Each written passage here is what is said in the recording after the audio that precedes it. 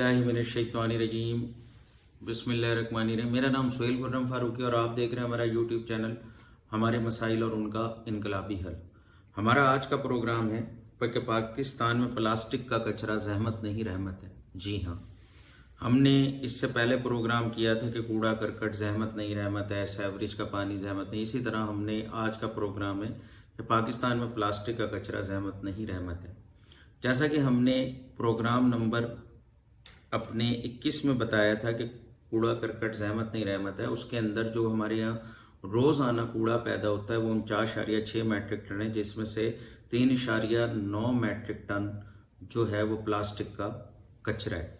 ये घरेलू भी होता है और इंडस्ट्रियल भी होता है। ये ज़ाया शुदा प्लास्टिक जो हमारे लिए जहमत बना हुआ है, इसके बेपनाह नुकसान आते हैं। माहौलियाती आलूदगी का सबब बनता है, आबी हयात के लिए शदीद नुकसानदेह, कैंसर का सबब बनता है, शदीद बीमारियों का सबब बनता है। जब प्लास्टिक फालतू कचरे को चलाया जाता है तो इससे निकलने वाली गैस सिर्फ माहौलियात बल्कि इंसानी सेहत के लिए भी ये गैस इंतहाई नुकसानदेह होती है। बहुत सी जगह चरिंद परिंद प्लास्टिक खा लेते हैं और फिर मौत का शिकार हो जाते हैं।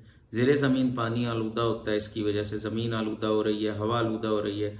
हम फालतू प्लास्टिक कचरा, प्लास्टिक वेस्ट, प्लास्टिक की ज़हमतों को रहमत में बदल सकते हैं, क्योंकि अल्लाह पाक ने कोई भी मसला ऐसा पैदा नहीं किया कि जिसका हल मौजूद ना हो।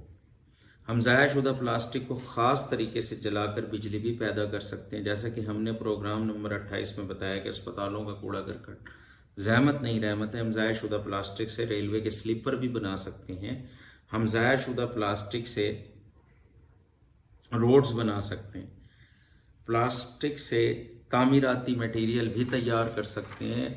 और हुकूमत पाकिस्तान को चाहिए जो सीमेंट के पाइप हैं सेवरेज के, वो सीपेज पैदा करते हैं और नीचे का पानी पीने का जो है वो ख़राब कर रहे हैं ज़ेरे ज़मीन, तो इसके ऊपर सीमेंट के पाइपों पर पाबंदी लगाएं और जो प्लास्टिक वेस्ट मटेरियल से तैयार पाइप हैं वो बिछाए जाएं सेवरेज में।